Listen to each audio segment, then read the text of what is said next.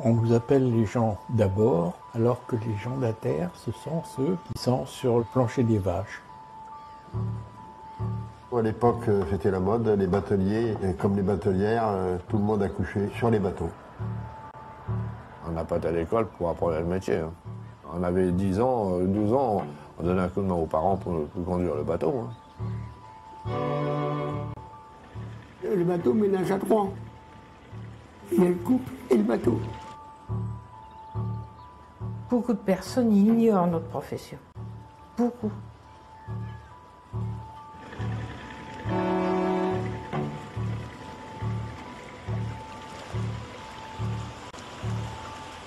Mes parents, mes grands-parents, toute ma famille, ils ont été sur les bateaux. Je suis fier de mon métier parce que c'est un des plus beaux métiers au monde. En 70, on était 9000, fraicinés, des 38 mètres. Et maintenant, il en reste un peu plus de 600.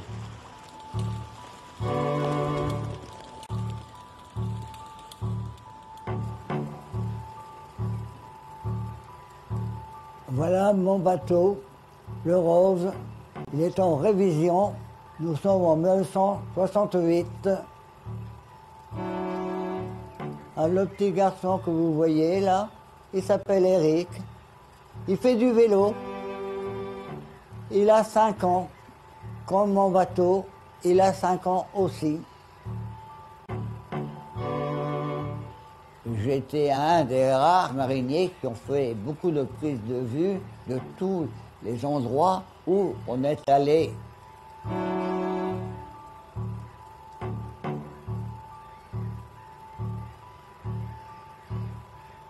Regardez, là, on me prépare une écluse, alors je vais me présenter. Voilà, ma femme, elle prend déjà la brosse, tout ça parce qu'elle a envie de laver le bateau. Et regardez, moi, c'est moi là, j'ouvre la porte pour sortir de l'écluse. Hein. Oh, je fais le gars qui est fatigué, voyez-vous, ça peut arriver. Hein. Oh oui, oh, bah oui, sûrement. Et vous allez voir, la porte, elle va s'ouvrir.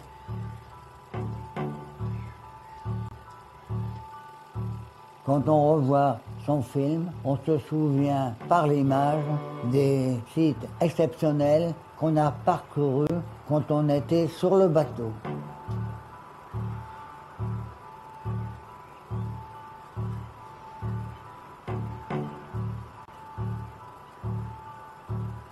Et là, je me vois beaucoup plus jeune, décontracté. C'était le meilleur moment de ma vie.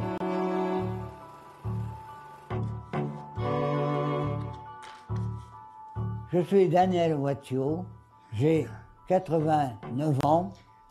J'ai conduit mon bateau de 1944 à 1980.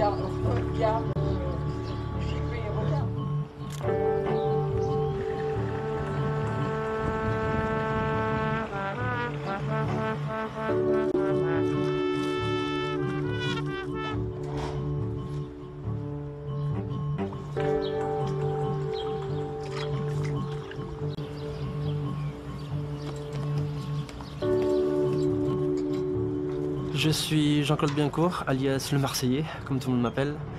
Je suis dans le métier depuis l'âge de mes 17 ans.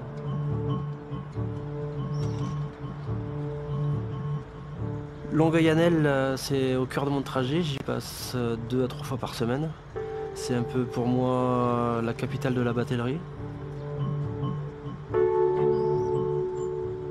J'y aperçois même souvent des anciens mariniers qui ont débarqué ici même, à Longueuil.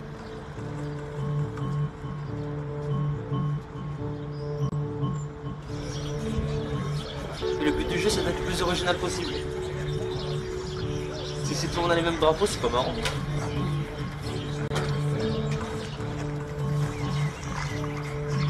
Je crois que je suis le plus jeune de cette année. Ça fait 4 ans que je suis artisan à mon compte. Et c'est la première fois, j'ai toujours voulu le faire. C'est la relève, quoi, parce que mes parents, mes grands-parents, toute ma famille, ils ont été sur les bateaux, ils ont participé à des pardons. Et je trouvais ça dommage de ne pas le faire au moins une fois. Donc là, c'est ma première. J'ai dû travailler les peintures pour l'embellir un peu. Parce que venir avec un bateau plein rouillé, tout rouillé, c'est pas marrant, c'est pas beau. Donc toute la préparation, on a poncé, on a peint les belles couleurs du bateau. Et à partir de là, faut qu'un bateau il soit propre quand même, c'est un minimum, et rangé. Comme je débutais, c'était pas évident pour moi de m'arrêter. Donc là, je me suis permis un petit week-end entre guillemets de repos. Parce que mine de rien, c'est pas du repos, préparer un bateau pour le pardon de la batellerie. Et ensuite, le grand jour, c'est demain. On verra si tout se passe bien.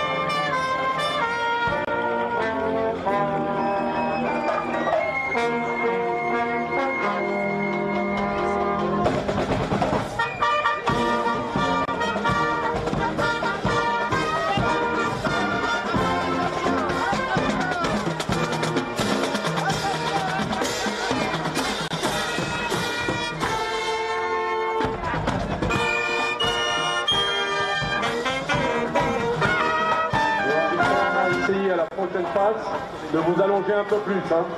Relevez le bus.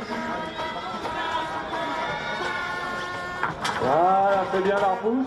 J'étais pas bateau pendant 15 ans aussi. Et comme maintenant j'ai 80 ans, j'ai passé l'éponge. J'ai redonné à des plus jeunes. J'étais sur la passerelle ce matin, j'ai regardé quand ils ont embarqué sur le bateau pour voir ceux qui m'ont remplacé s'ils faisaient bien leur service. C'était impeccable. Attendez la jambe derrière. Voilà. J'avais 60 ans, moi j'avais rééquipé mon bateau pour aller jusqu'à 65 ans. Il me reste pas encore 5 ans et puis je ne me serais pas fait suer être sédentaire. Que quand on est sur un bateau, qu'on a toujours été dessus, quand on le quitte, ça fait toujours quelque chose.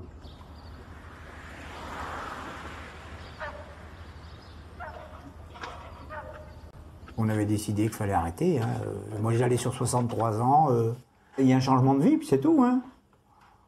La seule chose que je voulais faire, moi, c'est vendre mon bateau le plus tôt possible et puis le voir. Les gens qui sont à terre, ils prennent leur retraite, ils entrent chez eux, ils sont dans leur maison, ils sont habitués à leur petit jardin ou ils ont habité en appartement. Mais nous, une fois qu'on a plus de boulot, puis on change tout à fait de métier, c'est comme si que celui qui part de son boulot, qui travaille, qui habite dans le Midi, quand on verrait qui s'en irait travailler à Dunkerque, habite à Dunkerque, ça fait exactement pareil. Mais c'est vrai que c'est dur. Moi, je sais que c'est ce que j'ai eu le plus de mal à m'habituer. Toujours être au même endroit. Il faut savoir, on a encore des bons voisins, et puis les maisons, ils se touchent pas. Et le pire, c'était de toujours rester à la même place. Il faudrait bouger la maison. C'est fini. Réveil du bateau, on en rêve encore. Hein. Même quand on n'en cause pas. Hein. Non. Ça arrive, oui. Ben, tous les nuits, il rêve encore qu'il navigue. Ah, c'est toujours en rose, moi. Tous les nuits, il navigue. Toujours au bateau. Toujours à bord. C'est qu'on a couché hier soir, hein, parce qu'au bateau, ça nous arrivait qu'on était toujours sur des grands voyages. Des fois, le matin, on se réveillait, c'est qu'on est amarré. Hein. Quand on est arrivé, nous, en 77, il y avait bien 95% de mariniers. C'était pour voir passer les péniches et pas quitter l'eau comme ça. Il y avait toujours un pied dedans, quoi. Ici, à Longueuil-Annel, c'est une voie importante, le canal latéral à l'Oise, parce qu'il rejoint le canal du Nord et le canal de Saint-Quentin. Et c'est la liaison entre la région parisienne et l'Europe. Lorsqu'ils ont mis en service le canal latéral à l'Oise, c'était en 1835 par là, ça commençait à prendre de l'ampleur, qu'il y avait plus de circulation de bateaux. Les péniches pouvaient accéder du Nord à Paris, alors qu'avant, par l'ancienne Oise, c'était très difficile. On avait parfois 50, il y en avait une centaine, souvent 100 bateaux à Longueuil-Annel. Et en descente, c'est pareil, les bateaux attendaient leur remorqueur pour descendre l'Oise pour aller sur Paris. Alors comme il y avait beaucoup de sociétés, les remorqueurs partaient quand il y avait 5 bateaux. Ça fait qu'il y avait toujours beaucoup de bateaux à Longueuil et c'est ce qui faisait marcher le commerce de Longueuil-Annel. Ici, la population, il y a eu un moment où le soir, il y avait pratiquement 400 habitants de plus. C'est ce qui fait qu'il y avait 40 cafés. Un commerçant qui vendait, mettons, des perches, il y avait toujours sa buvette dans le magasin. Alors vous aviez une trentaine de cafés, mais chacun vendait quelque chose un peu. C'était des agrès qu'on appelait ça, des cornes. Déjà ici, tout près de l'église, il y en avait un. C'était une cousine du côté de mon père. Après, là-bas au pont, j'en connaissais 2, moi. Alors là-bas, il y avait une cousine du côté de ma mère. Et là, c'était des marais. Il y avait tellement de bateaux que ça allait, que ça venait. Alors, ils travaillaient tout, ça. Oh, c'était vivant, hein. Il y avait 2 balles. Maintenant, on ne peut plus danser, mais on aimait ça. Alors, il y a la salle des fêtes maintenant, là, c'était à Beaubal. Puis l'autre à côté, donc, le musée, là, au musée, c'était à Bâle. Non, il y avait le comptoir français, il y avait la rue comme épicerie. Il y avait le famille ministère, mais maintenant, il n'y a plus rien. À part le boucher là qui fait un peu l'épicerie, c'est tout. Il y a à peu près 75 à 80% des habitants qui ont eu une attache avec la batellerie, sur 1, 2 ou 3 générations. Déjà vers 50, 55, c'est là que ça a commencé à tomber. Aussi bien les bateaux que les commerces, c'est pareil. Hein. Comme les bateaux ont disparu, on a eu moins, les bateaux ont fait consommer moins de matériel, les automoteurs encore moins, les commerçants ont disparu également. Ça fait que maintenant, il n'y en a plus beaucoup. Vous voyez pas, il ne passe presque pas de bateaux maintenant. De temps en temps un, puis c'est tout. Je ne sais même pas s'il n'en passé un depuis le temps que je suis ici. Si? Ah? Ah? Ah bah alors, voyez. Alors voyez l'heure qu'il est.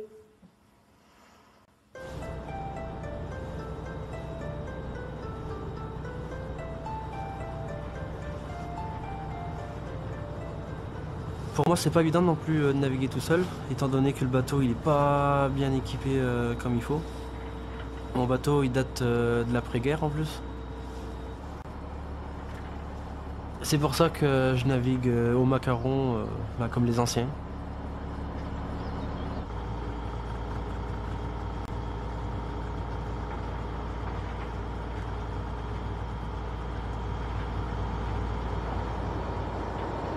À l'époque, pour un bateau comme le mien qui vaut 90 000 €, il me demandait 30% d'apport.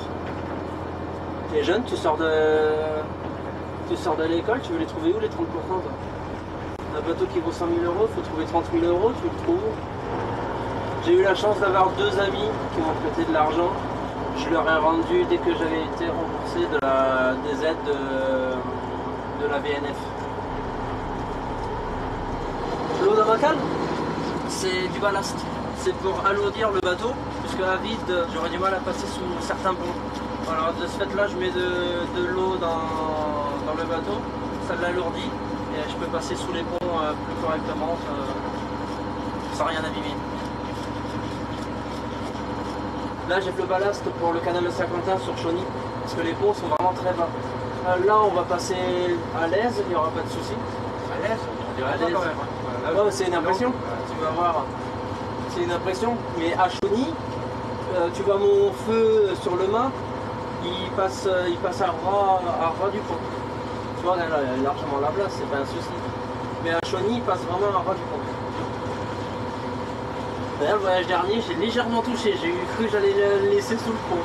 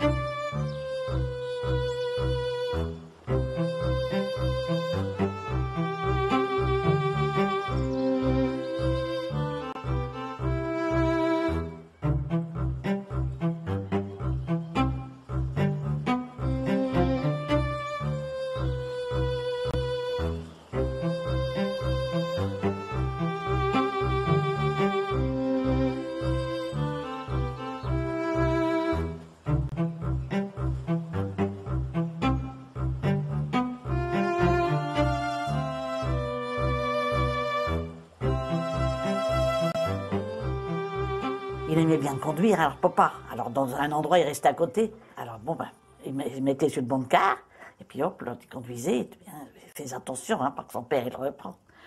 Et l'écluse, elle était prête. Alors mon mari, il ralentit tout doucement. Bon, j'avais bien vu l'écluse, mais je vois qu'à mes occupations, je faisais pas attention. Hein. Puis d'un seul coup, je regarde, puis je vois que c'est toujours le gamin au macaron, puis qu'on était à 5 mètres des masses. Et puis il me faisait signe, ne crie pas. Alors j'ai rien dit. Forcément, il était à côté, il n'y a pas de danger. Et ben il l'a mis dans l'écluse sans toucher. Là, c'est tout. Et l'écluse, elle fait 5 mètres. 5 mètres 10, et le bateau, il fait 5 mètres.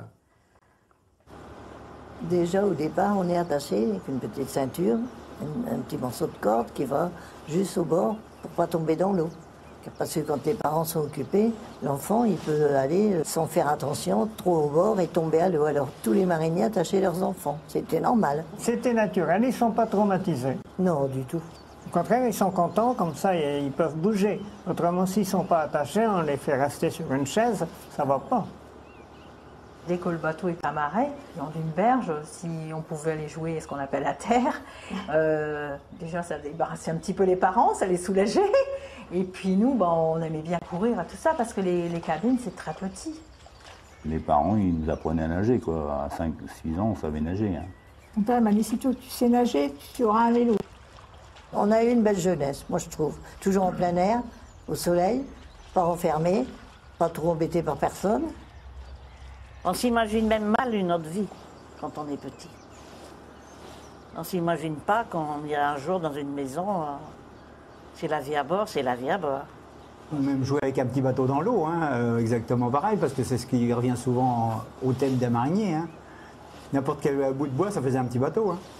On voit ce que les parents y font, on essaye de recréer la même chose dans notre petite tête. Hein.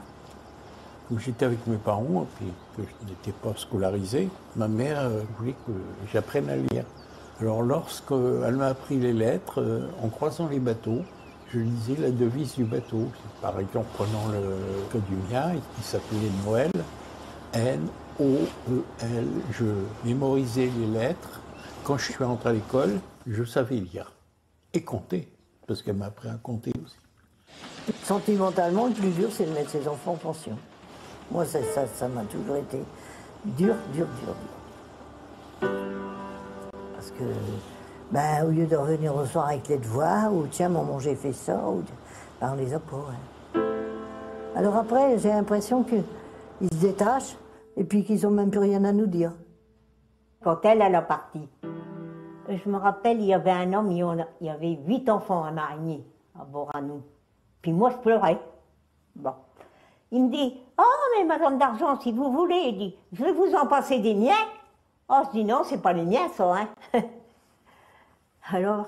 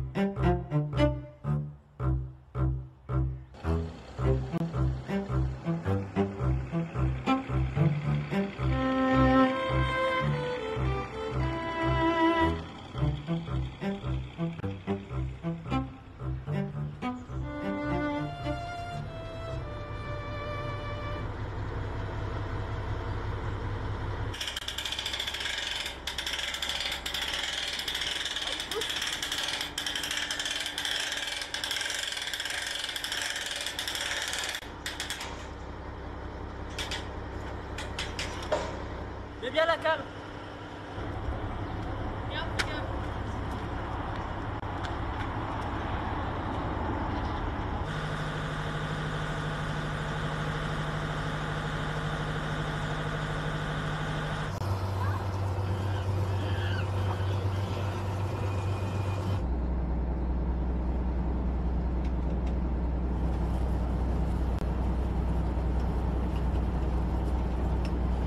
Avant même de rencontrer Jean-Claude, je ne connaissais absolument pas ce métier.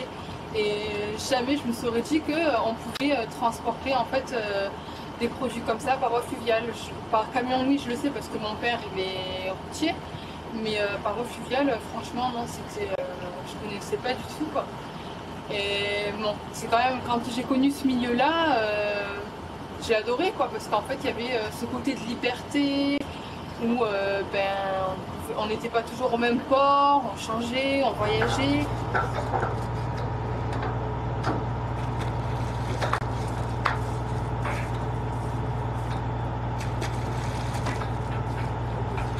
Je suis partie de Marseille, on a emménagé ensemble, on a eu le bateau.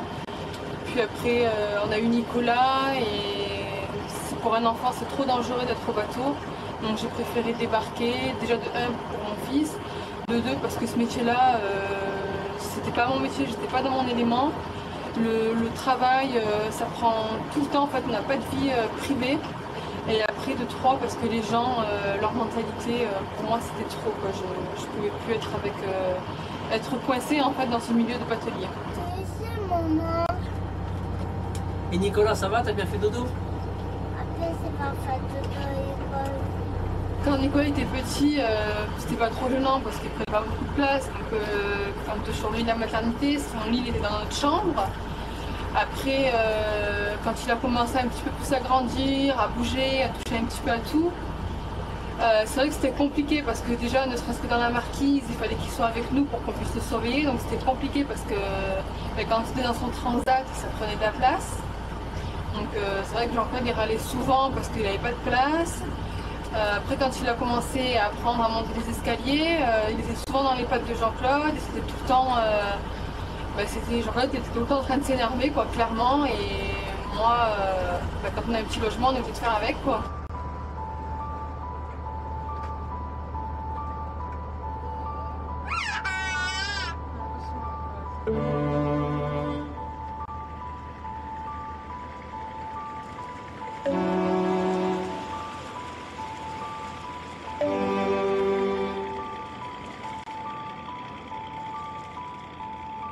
On sait bien qu'il fallait démarrer au matin, on démarrait. Mais si on n'avait pas voulu qu'on aurait été malade, eh ben on ne démarre pas.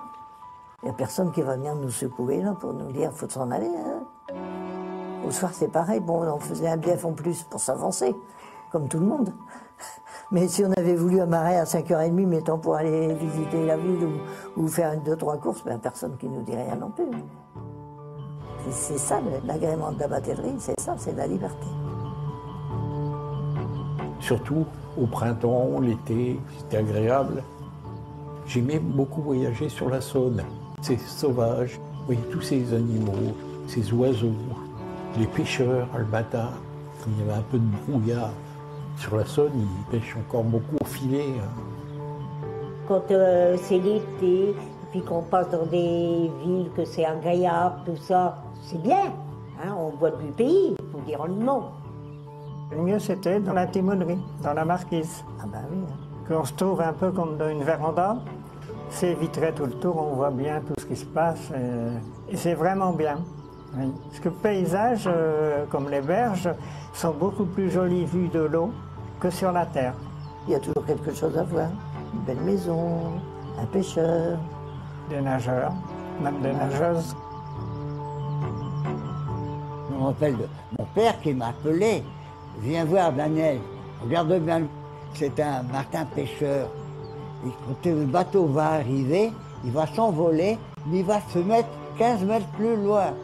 Et à chaque fois qu'on arrivait, on voyait le matin pêcheur où ils sont allés, ou bien plonger dans l'eau avec un petit poisson là, dans le bec là. Ça c'est ma fille. Elle s'occupe d'un petit pigeon hollandais qui s'est mis là, il est un peu farouche. On l'a emmené à Paris. Et à Paris, un beau jour, il est reparti. C'était un pigeon voyageur. Pourquoi qu'il était un voyage avec nous, on ne l'a jamais su.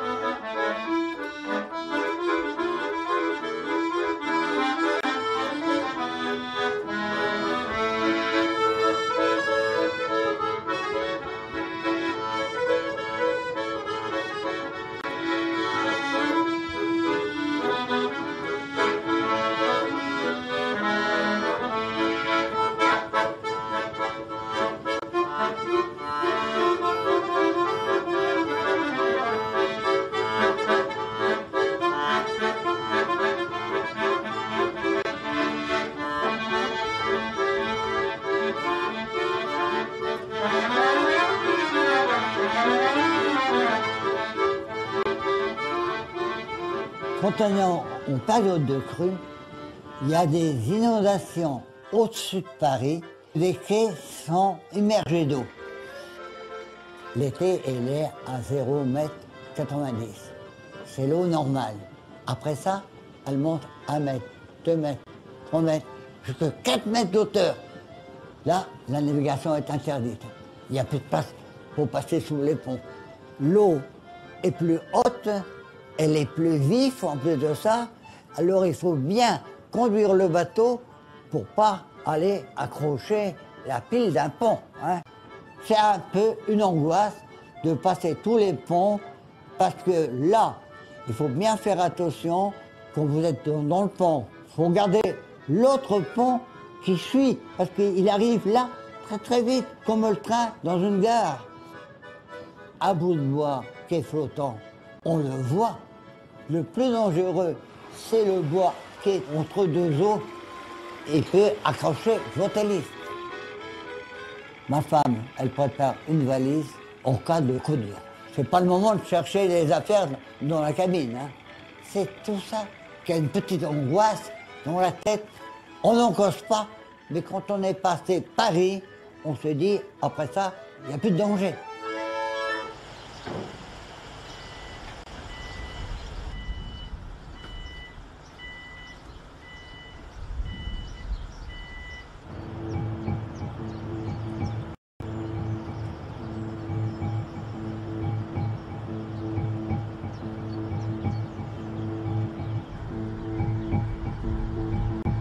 Marseillais avalanche chargée à la sortie du canal de Saint-Quentin, direction Belle-Rive.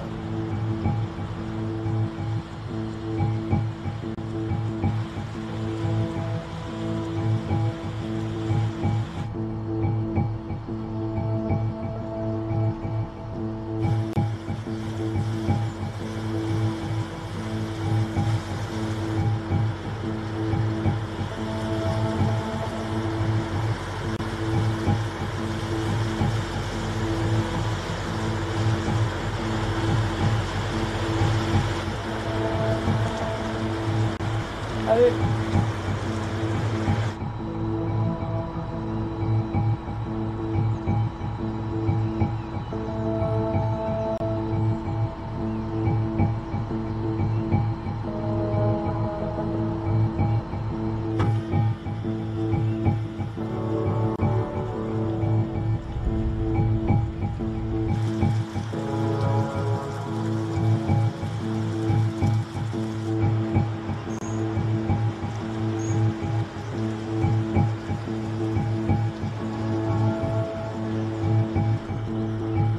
Jambes posées sur le ferru, c'est ça?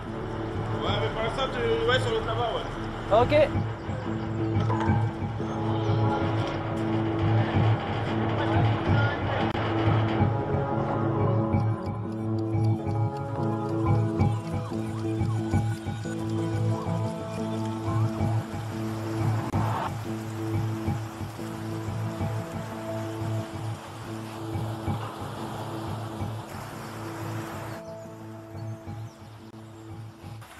Je sens que le bateau il est pas à sa place. Tous les demi-ronds, on va les enlever pour les refaire.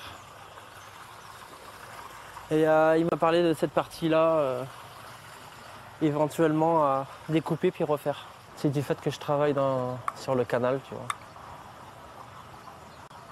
Quand on croise un bateau, l'eau elle descend, alors du coup, on a tendance souvent à légèrement toucher le fond quand il y a des bateaux qui ralentissent pas beaucoup.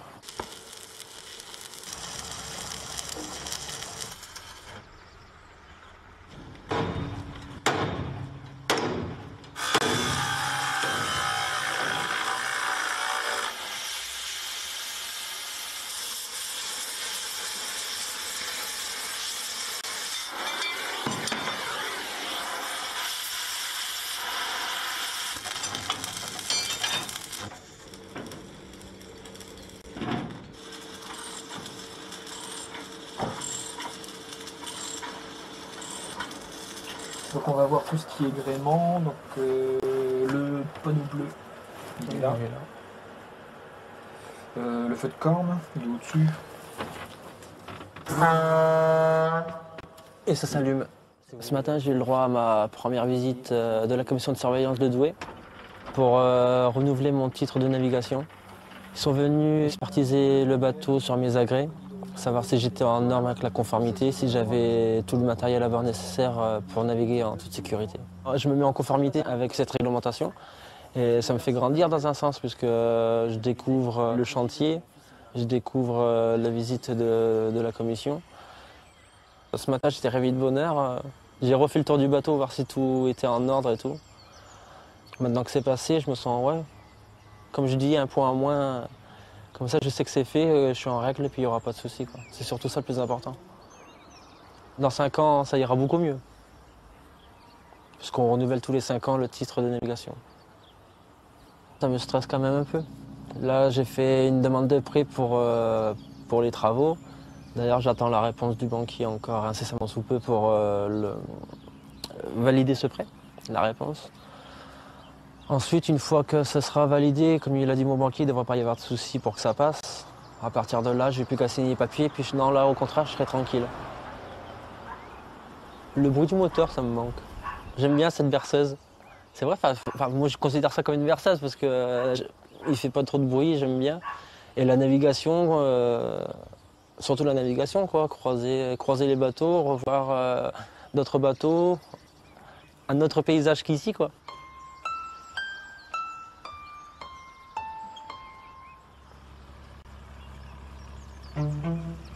J'aimais bien aller en Hollande parce que ça nous faisait des bons voyages. On allait charger dans la région parisienne, même plus loin. Et après ça, le canal du Nord. Et après ça, on traversait la Belgique et on se retrouvait en Hollande. Les plaisanciers nous disent bonjour. On met le drapeau hollandais, c'est l'habitude. Hein. Le drapeau de la nation, on le met à l'arrière du bateau. Les Hollandais ont beaucoup de voies navigables, beaucoup. Il y a 50% des Hollandais qui ont un bateau. Parce qu'il y a tellement des côtés pour se promener en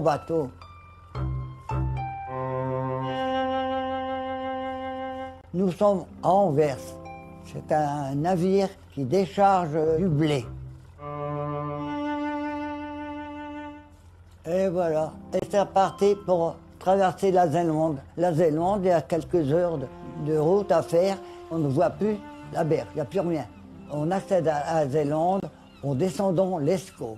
C'est une petite rivière qui vient de France et puis qui grandit. Elle traverse la Belgique et puis elle se jette sur la Zélande. La beauté de la Hollande, c'est la nature. On est en pleine nature. Puis quand on fait l'exportation, qu'on va un peu en Hollande, tout ça, eh ben, on s'habitue après ça.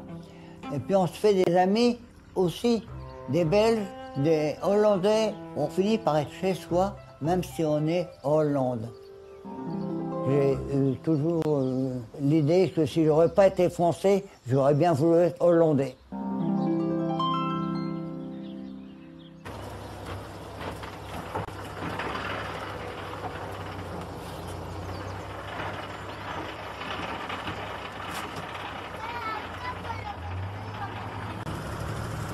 Tu vas bien? Ouais. Tranquille.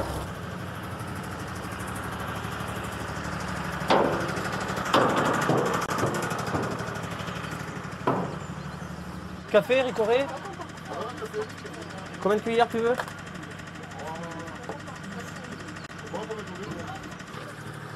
C'est mieux dehors.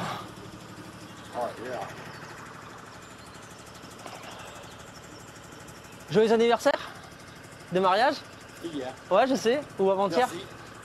11 ans qu'ils se sont mariés. Joyeux anniversaire de mariage. La pauvre, c'est Carole, elle doit le supporter. Pendant qu'il y en a, ça fait 20 ans ou 11 ans qu'ils sont mariés, il y en a qui attendent désespérément une demande. Combien de temps, 7? 7 ans. Si on compte pas les... Quand on était ensemble, quand on n'est plus ensemble. Ouais, voilà. Les feux de l'amour chez nous.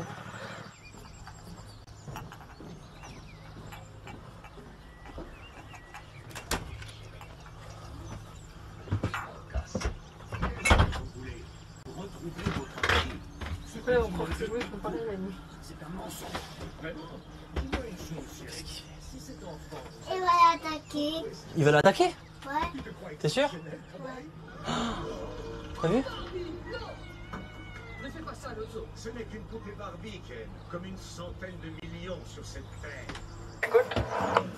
Ah, salut Gary, c'est le Marseillais. Donc après le turbin, c'est qui charge? Normalement, je pense que c'est Michel au Portland, je crois que c'est Michel, ouais.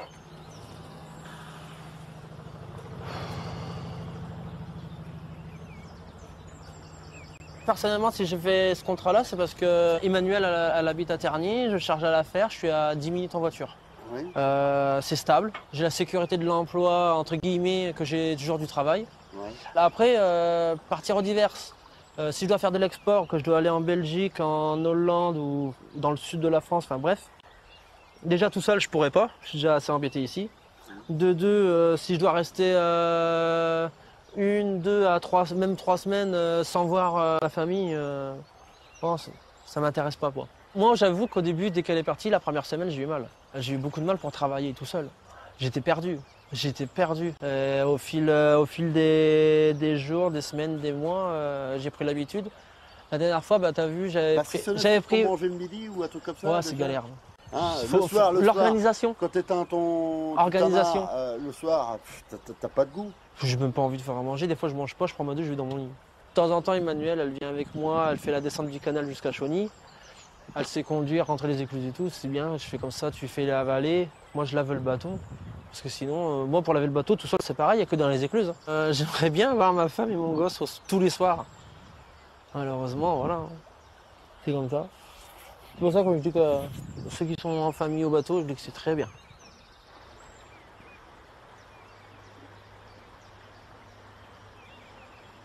Pour la conjoncture actuelle, quand on voit tout ce qu'on paye et tout ça, maintenant, là, on est en artisan. À la limite, parce que quand t'as bouclé ton mois, il ne te reste plus rien. C'est clair, on galère. Voilà. Moi j'ai galéré.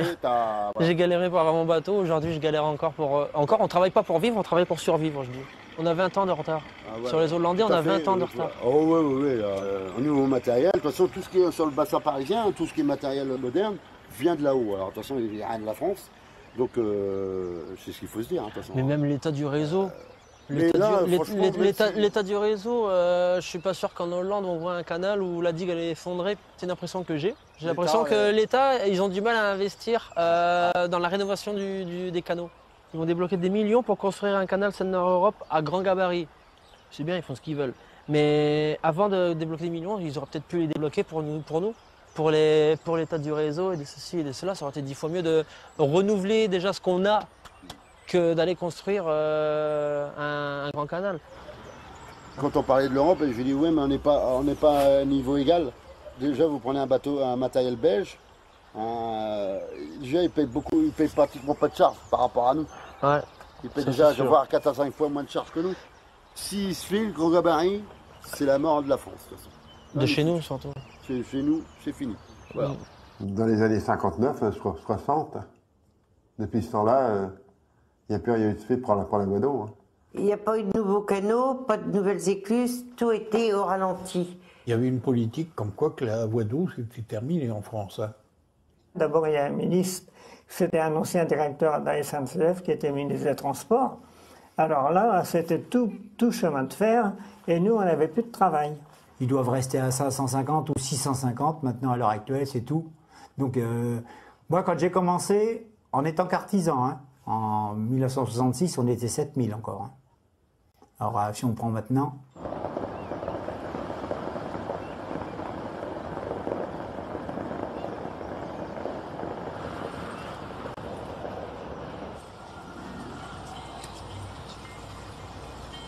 C'est une dictée, hein. Je corrige après. Ok, la date en haut. Tu vois?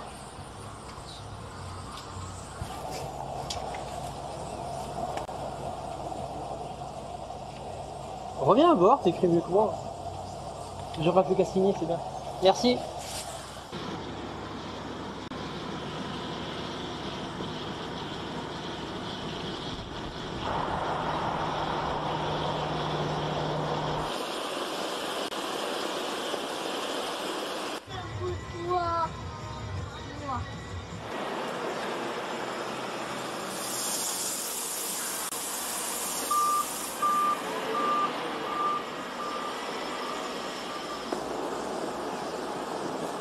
Pour gagner de l'argent, il ne fallait pas être trop difficile, il fallait mettre n'importe quoi dans le bateau. Hein. La phénolique, des engrais, toutes sortes de tourteaux. C'était des graines de lin, c'était du riz, c'était de la fonte, c'était des cuivres. Charbon, on a fait toutes sortes, de la ferraille, du fer à béton. Tourteaux d'arachide, des tourteaux de soja. Céréales, de la soude, du sucre, de la farine. Du charbon, hein. J'ai eu des armes aussi à coup dans le bateau. On a fait du blé, on a fait de l'orge, on a fait du ciment en vrac, du sucre en vrac. Sulfate de fer, sulfate de cuivre. Des engrais. Pyrite rouge. Les céréales, beaucoup, mais salsette. 200 tonnes de coton aussi. Sulfate d'ammoniac. 250 tonnes de farine. De la fiente de poule.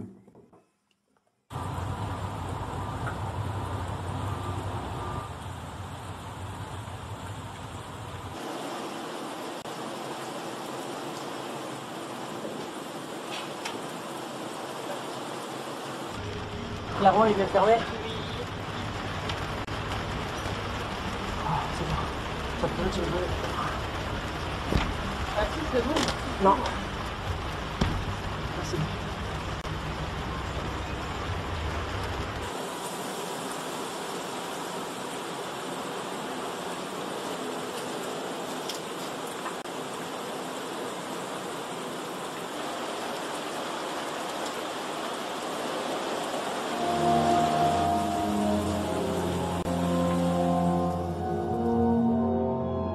On est en train de décharger avec une tempête de neige. On est dans la Hollande du Nord qu'on est là, voyez-vous. Et j'aimerais vous dire que c'est pas beau. Et malgré tout, le destinataire, il vide votre bateau. Il met ça dans la journée, il vide un bateau de 250 tonnes. quand on est coincé dans les glaces, et puis où le matin on a la neige. Des fois on avait parfois ça de neige obligé de balayer pour bouger les panneaux ou même le bateau. Quand on est dans les eaux maritimes avec la tempête, ça c'est embêtant aussi, c'est mauvais.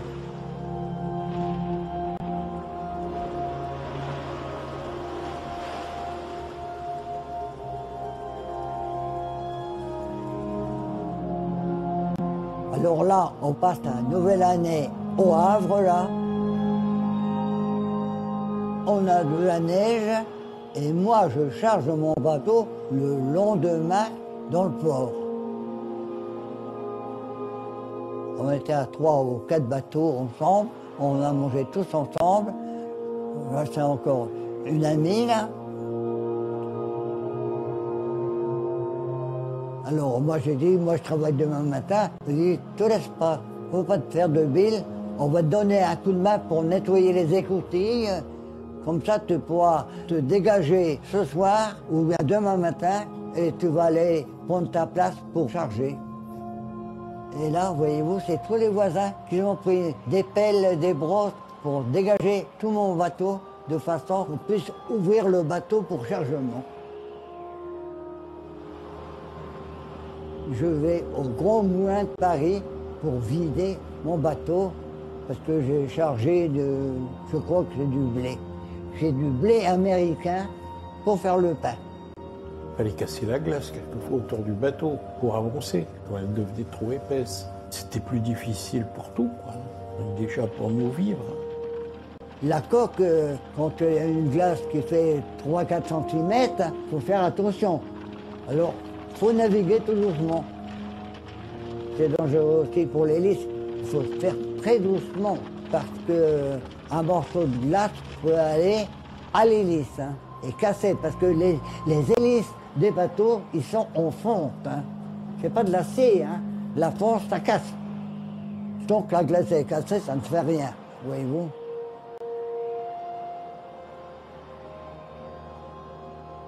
En 62, on a été pris 3 mois d'hiver par la glace. Et on est arrivé à l'hiver 56 qu'on a connu la plus rude. On était 45 jours sans pouvoir bouger. C'est bien que des fois l'hiver, c'était pas toujours rigolo. Surtout quand on marchait ici dans les canaux, puis qu'il fallait démonter la timonerie. On était la gueule au bout fixe, comme on dit.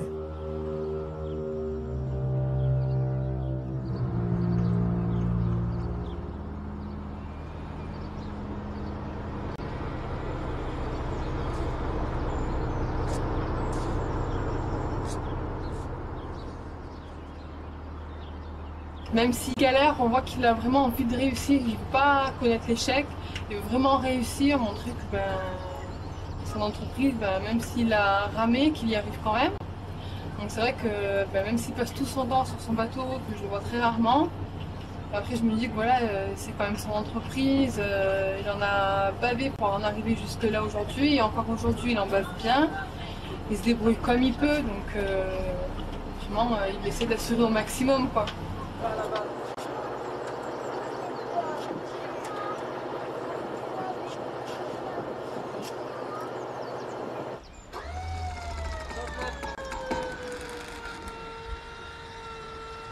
Allez, fais-toi plaisir.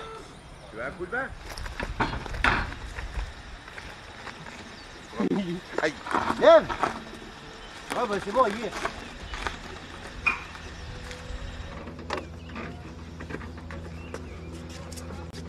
On s'accroche.